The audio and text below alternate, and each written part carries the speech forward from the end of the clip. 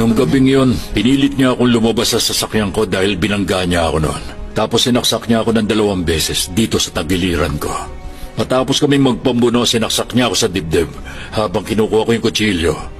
Nagkaroon ako ng hiwa sa mga daliri ko. Kung normal akong tao, patay na rin ako ngayon. Sige, tanggalin niyo yung suit niya. Sinaksak ko siya sa kaliwang dibdib. Malamang may peklat yun doon.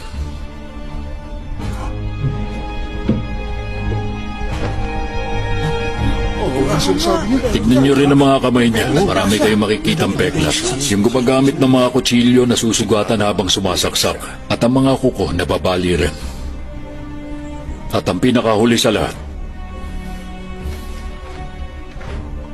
sinulat to ng hayop na yan. I-analyze niyo ang sulat niya, magmamatch yan. Para malaman niyo kaibigan ko si Sang Dohur. Magiging matibay na ebidensya. Siguro at ang kliyente niya parehong patay. Nalulungkot ako para kay Osong.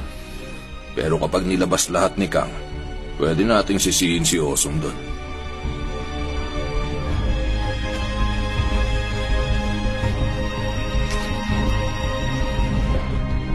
Kung isa sa alang-alang ang sobrang pagiging bayolente ng nasasakdal, ang pagbabaliwala sa buhay ng tao at sakit na nararamdaman ng mga biktima, ang magiging sentensya sa kanya ay ibabase sa bigat ng kanyang mga ginawang kasalanan.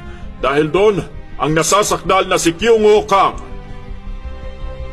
hinahatulan ng kamatayan.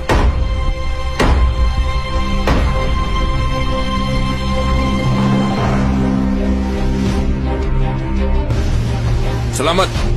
Harap sa likod! Ka! Hugay kamay!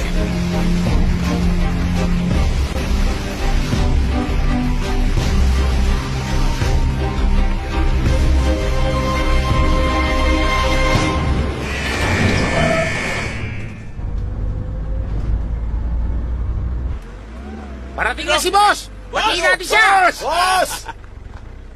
Magandang tanghali, boss!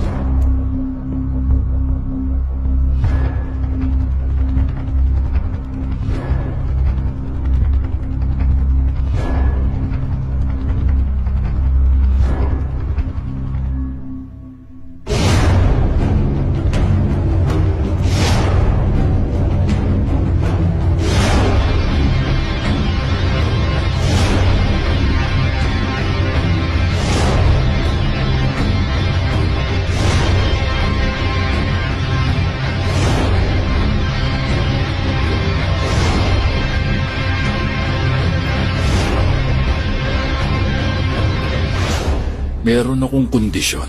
Ano yan? Ilagay mo rin ako sa pareho niyang kulungan.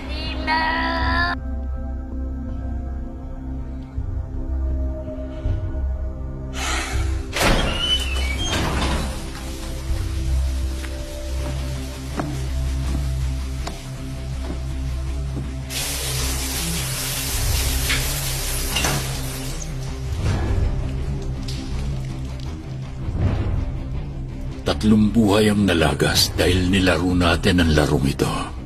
Kaya tapusin na natin to. Yung mukha mo, pupulbusin ko.